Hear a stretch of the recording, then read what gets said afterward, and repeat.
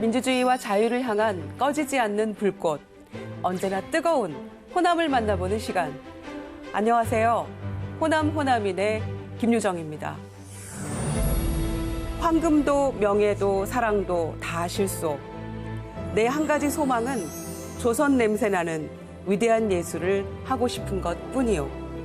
연극 격정말리 속 대사인데요. 오늘 만날 주인공의 인생이 이 대사와 똑 닮아 있다고 합니다. 연기 인생 50년, 인생의 가치와 행복을 오롯이 예술에서 찾는 우리 시대 진정한 예인. 오늘의 주인공 만나보겠습니다.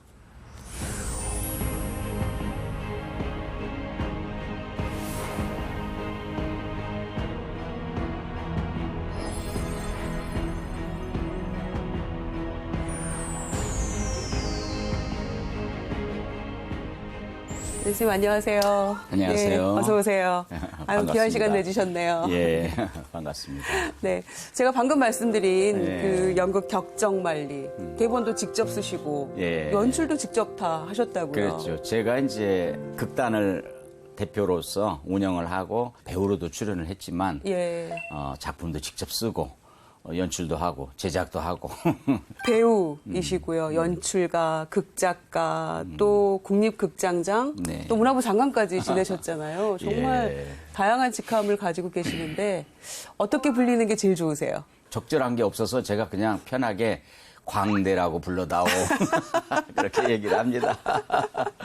광대, 정말 진정한 예술인이시네요. 정말 말씀드렸다시피 다양한 분야에서 쉼없이 달려오셨는데요. 요즘에는 또 어떤 일에 가장 열정을 쏟고 계세요? 많은 분들이 저를 판소리하는 소리꾼으로 많이 알고 계시는데 네. 중고등학교 어린 시절에는 서양의 성악곡들을 굉장히 좋아했어요. 예. 나이가 드니까 어린 시절에 불렀던 노래들을 한번 불러보고 싶어서 요즘에는 성악 공부에 시간을 많이 쓰고 있습니다. 대단하시고. 그래서 판소리와 벨칸토를 지금 왔다 갔다. 선생님 고향이 전주시잖아요. 예. 고향 자랑 좀 해주세요. 저는 전주에서 태어나가지고 어린 시절을 쭉 중고등학교 때까지 전주에서 자랐고 제가 판소리를 알게 된 곳도 전주 옆에 있는 김제라는 예. 지금은 시가 됐지만 옛날에는 읍이었죠. 김제 국악원을 우연히 놀러 갔다가 판소리도 알게 됐고 제가 예술을 할 수 있게 된 모든 그 토양이 제 고향에서 만들어지지 않았나. 네, 그럼 지금부터 김명권 선생님의 인생 이야기 키워드를 통해 알아보겠습니다. 먼저 첫 번째 키워드는 꿈입니다. 어떤 꿈을 꾸셨어요? 저는 어려서부터 꿈꾸는 소년이었던 것 같아요. 네. 그런데 그 꿈이 자라면서 계속 바뀌었거든요. 어렸을 때는 음악을 너무 좋아하다 보니까 어떤 성악가가 되고 싶은 꿈이 있었고, 네. 또 중고등학교 때는 제가 문학을 굉장히 좋아해서 문학가가 되고 싶은 소설이나 시인이나 이런 문학에 대한 꿈이 굉장히 있어서 대학도 문학부, 동문학부에 진학을 했고 그랬다가 또 대학교 2학년 때 서울대학교 사범대학 연극반에서 연극을 우연히 만나면서 또 연극에 대한 꿈이 생기기 시작했고요. 또 대학교 3학년 때는 판소리를 또 우연히 알면서 네. 판소리에 대한 꿈이 생깁니다. 끊임없이 뭐 이렇게 꿈을 꿔왔던 것 같아요. 네. 근데 그것이 대개 문학이라든가 음악이라든가 연극, 영화와 같은 이런 예술 쪽에 대한 꿈을 저는 키워왔던 것 같아요. 그러셨네요. 그 배우의 길은 대학교 때 말씀하신 대로 그러니까 시작하시게 된 거예요? 저는 중고등학교 때까지만 해도 뭐 배우다, 뭐 연극이다 이런 걸 전혀 경험도 못 해봤고 예. 우연히 대학교 2학년 때 친구가 연극반이어서 그냥 따라가서 구경하고 있었는데 그날 뭐 배우가 한 명이 안 나왔다고 연출하는 선배가 네. 너 이리 나와서 이것 좀 대신 좀 읽어봐라. 그래서 떠듬떠듬 읽었더니 잘 읽네. 너 내일부터 계속 나와라. 그래가지고 엄격결에 연극반이 돼버렸어요. 제가 대신 읽어준 그 배우가 계속 안 나와버렸어요. 그래서 제가 그 역할을 맡아서 첫 작품을 이제 연기를 하게 되면서 연극이라는 것이 얼마나 저한테 기쁘고 행복하게 다가왔는지 완전히 연극의 매력에 이제 빠져버린 거죠. 아, 운명 같은 연극과의 운명같이 만난 만남이셨네요. 거죠. 네. 그래서 2학년 때 만났는데 3학년 때는 제가 4대 연극 반장을 하고 뭐 4학년 졸업할 때까지 거의 전공 공부는 안 하고 연극반 생활을 그냥 연극에 미쳐가지고 예. 하게 됐죠. 정말 우연한 만남인데 네. 정말 그게 운명처럼. 3학년 때도 또 판소리 만난 것도 우연한 만남인데 운명처럼 제 인생을 그래서 2학년 때 연극 만난 것과 예. 3학년 때 판소리 만난 게 제 직업도 바꿔놓고 그랬네요. 모든 제 운명을 그냥 바꿔놔버렸습니다. 예. 대학 졸업하신 후에는 또 직장도 좀 다니셨고요. 그때 이제 졸업을 하고서는 예. 연극으로는 생활을 할 수가 너무 없는 배고프고, 거뭐 다 뻔히 아니까. 고달프고, 예. 그리고 또 저희 집이 뭐 가난하고 제가 또 장남으로서 부모님 모시고 살아야 되니까 취직을 뿌리 깊은 나무라는 이제 잡지사에 예. 시험 봐가지고 잡지사 기자. 그때도 이제 글 쓰는 건 너무 좋아했으니까. 예. 그때만 해도 기자로서의 또 꿈도 있었어요. 그런데 막상 직장 생활을 해보니까 연극을 하고 싶어서 너무 미치겠는 거예요. 연극 병이 들은 거죠. 예. 그래서 1년 만에 사표를 내고 네. 배화여자고등학교의 독일어 교사로 일단 또 옮겼습니다. 훌륭한 도교사가 되려고 한 게 아니고 방학 때 연극 좀 하겠다고. 정말 천직이셨던 것 같네요, 연극이. 그랬는데 예. 이제 가서 또 성이 안 차는 거예요. 그냥 다 그만두고 연극만 하고 싶은 거예요. 예. 그래서 또 사표 내고 그 뒤로 이제 정말 가난하고 무명 연극 배우 생활도 너무너무 힘들었고 예. 제가 가장 노릇을 제대로 못하고 부모님을 제대로 봉양 못한 게 나중에는 제 가슴에 아주 불효자로서 아주 마음 아픈 그런 예. 시절이 이제 시작이 된 겁니다. 그러셨군요. 어디 인터뷰 하신 걸 보니까요. 청춘 시절에 가장 나를 괴롭힌 것은 가난과 병이다. 예, 이런 말씀 하셨어요. 그렇습니다. 그런데 이제 안정적인 직장을 그만두고 다시 연극 무대로 돌아가기로 마음 먹었을 때 주변에서 정말 만류를 하셨을 것 같아요. 뭐 전부 다 놀라고 예. 막 뭐 미쳤다고 그랬죠. 그러니까요. 그런데 그래도 제가 그런 선택을 할 수 있게 도와주신 유일한 분이 우리 부모님이었어요. 아, 부모님이. 우리 어머니도 제가 연극을 좋아하고 뭐 판소리 부르고 이런 거를 이해를 많이 하셨고 무엇보다도 아버님께서 남자가 이 세상에 태어나서 지가 하고 싶은 일을 하는 게 행복한 일이다. 네가 그렇게 연극을 하고 싶다면 해라. 그래서 내가 이제 그 대신 아버지한테 집에 쌀은 안 떨어지게 하겠습니다. 그랬는데 가끔 쌀이 떨어질 정도로 부모님을 좀 고생을 시켜드렸어요. 예. 그래도 정말 부모님이 너무 대단하시네요. 예, 그럼요. 그렇게. 만약에 부모님이 막 반대하고 예. 그랬더라면 제가 못했을 것 같아요. 제 아쉬운 거는 예. 제가 유명해지고 서편제로 이제 그래도 많이 알려졌는데 예. 그 전에 두 분 다 돌아가셨어요. 그래서 행복한 성공한 모습은 못 보시고 못 보여드렸네요. 고생하는 모습만 보여드렸던 것이 예. 참 제 가슴에 아직도 많이 아픕니다. 그러시군요. 좋은 곳에서 지켜보고 계실 겁니다. 예. 그 고달픈 배우의 길을 쭉 걸어오시면서는 누구보다도 아내께서 네. 가장 큰 지원군이 아니셨을까 예. 이런 생각이 드는데요. 예.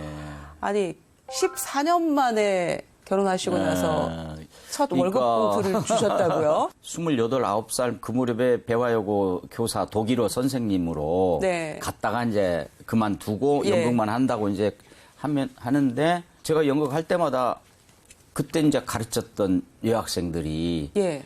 처음에는 뭐 한 100명이 찾아와서 막 꽃다발 줬다가 또 그 다음 연극할 때는 50명으로 줄어들고 이 학생들이 이제 대학교 학생이 되더니 나중에는 10명으로 줄어들고 그럼 배워야고 제자들이 이제 네, 그 네, 중에 한 대학교 3학년 때까지 꾸준히 제가 연극할 때마다 찾아오던 제자였어요.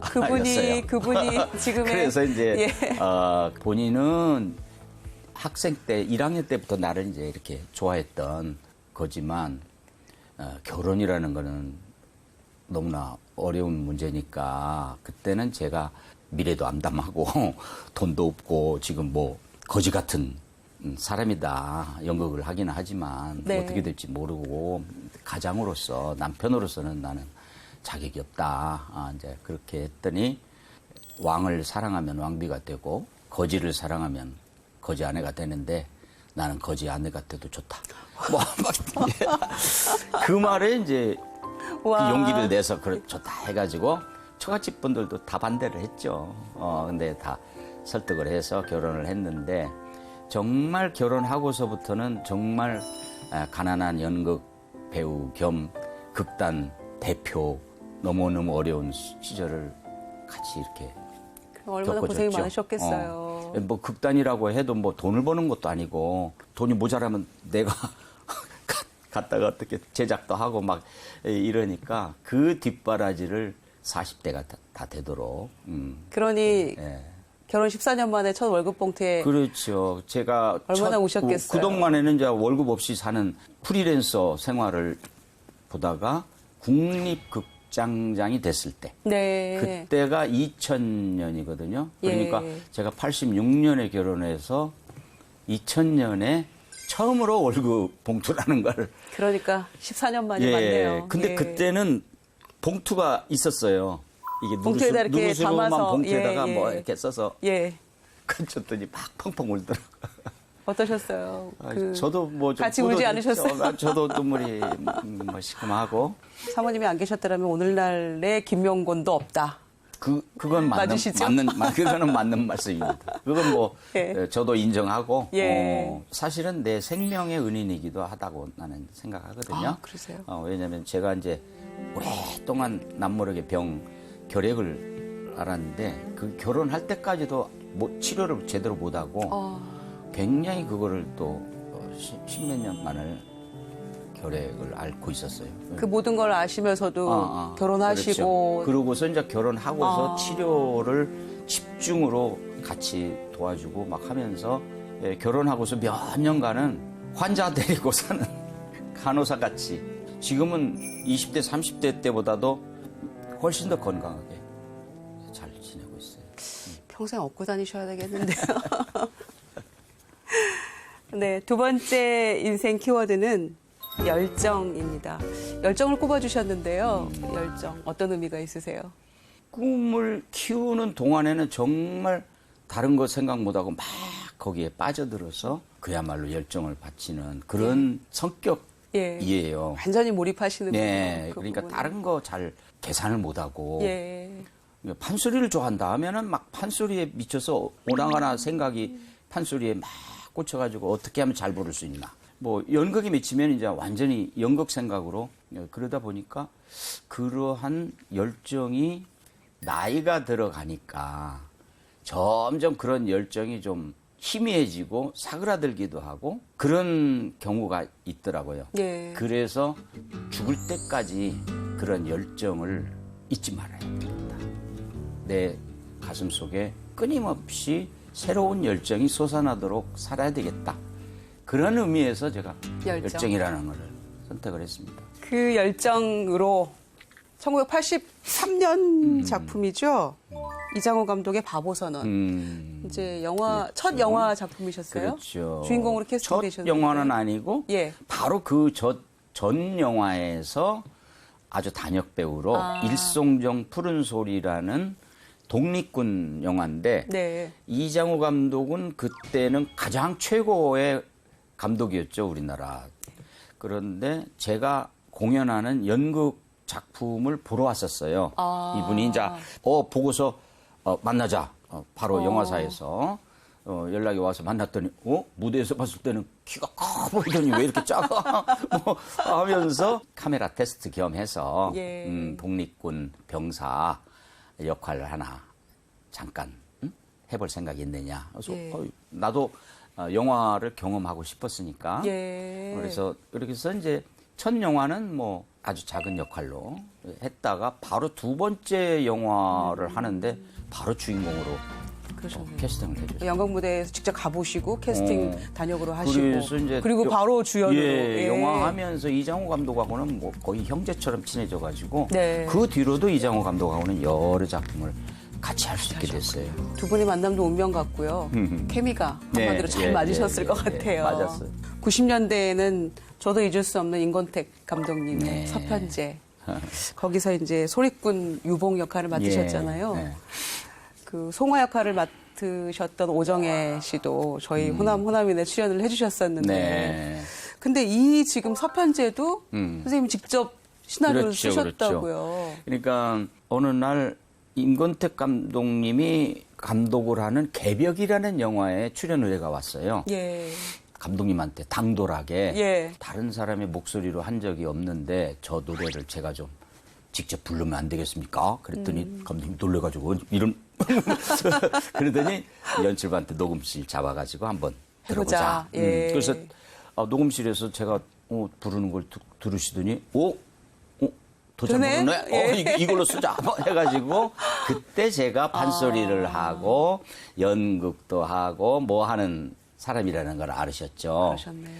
서편제를 기억하고 이걸 한번 영화로 만들어 보겠다고 하시면서 제일 먼저 저를 떠올리셨네요. 만나자고. 그래가지고 커피집에서 예. 만났더니 이청준 선생의 그 판소리 소재로 한 소설 그때 이제 소리의 빛이라는 그게 소설이에요. 그거 읽어봤냐고. 마침 저도 읽어봤거든요.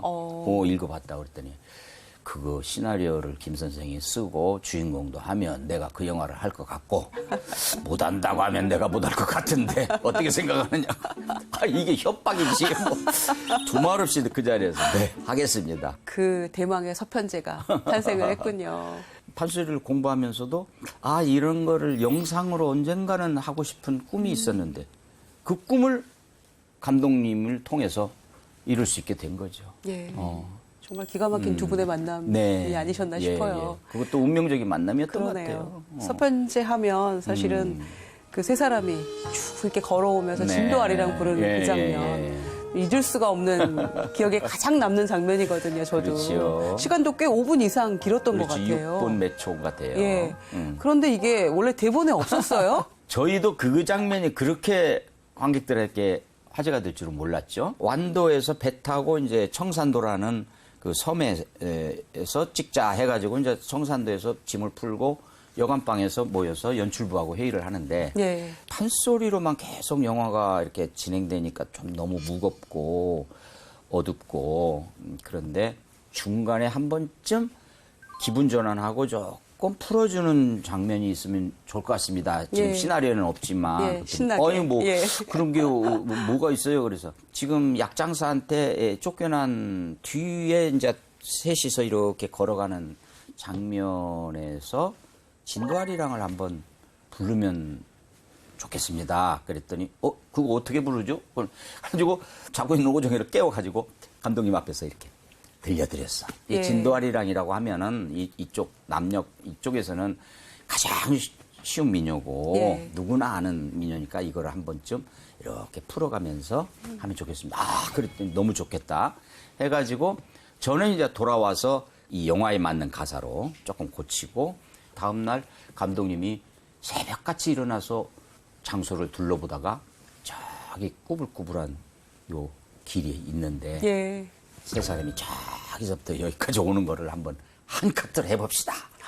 해가지고 그때는 필름을 사가지고 찍을 때거든요. 예. 그러니까 한 카트로 이게 긴 걸 찍으면 이거 필름값만 엄청 나올 수 있으니까 우리 NG 내지 말자.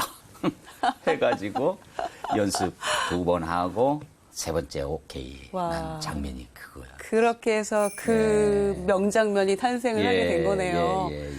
진도아리랑 한 대목만 부탁드려도 될까요? 느닷없이 그 길을 내려오면서 예. 처음에 시작한 대목이 예. 사람이 살면은 몇백 년 사나 개똥 같은 세상이라도 둥글둥글 사세 아리아리랑 스리스리랑 아라리가 닿네 아리랑 아라리가 하났네. 감사합니다, 진짜. 제가 진짜 즉흥적으로 부탁드렸는데 그래요. 그 서편제의 감동이 막 지금 물밀듯이 밀려옵니다, 저는. 예. 그 대목을 제가 정말 여러 번 봤거든요. 예. 김영건 선생님의 세 번째 인생 키워드는 도전입니다. 꿈, 열정, 그 마음 가지고 계속 도전해 오신 것 같아요. 어떤 아는 친구가 너는 왜 연극을 하냐. 지금 이제 졸업도 하고 이제 취직도 해야 되는데 나는 꿈이 있다. 예. 그랬더니 뭐냐. 셰익스피어 같은 세계적인 명작을 불후의 명작을 만드는 내 꿈이 있다. 그랬더니 나를 정말 한심한 놈으로 쳐다보면서 야, 그 꿈 깨. 제 마음속에는 늘상 도전의식이 있었어요. 나도 우리나라의 전통, 우리의 이야기들을 평생을 좀 가지고 언젠가는 좀 좋은 작품 하나 해보자. 근데 아직 하나도 제대로 이룬 게 없으니까 아이, 왜요? 아직도 서편제라는 지금 도전할 게 너무 많아. 정말 불후의 명작도 남겨주셨고요. 선생님께 남아있는 꼭 이건 해야 되겠다라고 하는 뭐 어떤 도전이라고 할까요? 계획이라고 할까요? 올해는 어떤 작품을 지금 하게 될 것 같으냐면 김대중 전 대통령님의 탄생 100주년이 네, 내년이죠. 내년 1월 예. 초예요. 예, 1월 예, 6일이에요. 예. 그걸 기념해서 이분의 일생을 음악과 영상과 이걸로 압축한 드라마 콘서트 총감독하고 대본과 모든 거를 해달라는 제안이 왔어요. 예. 그래서 지금 그 작품을 준비하는데 굉장히 지금 하고 있고요. 하나는 또 최고 실력을 가진 젊은이들이 이 판소리 동편제 시나리오를 보고서 같이 한번 이거 만들어 보고 싶다. 아주 새로운 방식으로 기존 영화 제작 방식이 아닌 소위 뭐 디지털 시네마라고도 하는데 예, 예. 이 방식으로 지금 동편제를 좀 준비하고 계시는군요. 젊은이들. 앞으로도 너무 많이 기대가 됩니다. 하실 일이 많으시고요. 예. 호남이라는 곳은 저에게는 제 예술의 고향이자 뿌리와 같은 곳입니다. 또 저의 예술적 어떤 모든 토대를 만들어준 저의 정말 고향 같은 곳이고 또 호남의 500년, 1000년의 이 깊은 그 역사적 모든 이 뿌리들이 제 가슴 속에 또 제 영혼 속에 깊이 뿌리 내리면서 저의 예술을 만들어내는 그런 토대가 되는 것 같습니다. 오늘 호남인에서는 우리 시대의 진정한 예인 김명건 선생님과 얘기 나눠봤습니다. 오늘 방송을 끝으로 저는 마지막 인사를 드리게 됐습니다. 저도 호남인이라는 자부심을 갖고 앞으로 어떤 위치에서건 늘 최선을 다하겠습니다. 그동안 함께해 주신 시청자 여러분께 진심으로 감사드립니다. 저희는 다음 주에 더 좋은 모습으로 호남에서 다시 뵙겠습니다. 아유, 선생님 감사합니다. 예. 고생 많으셨습니다. 수고하셨습니다.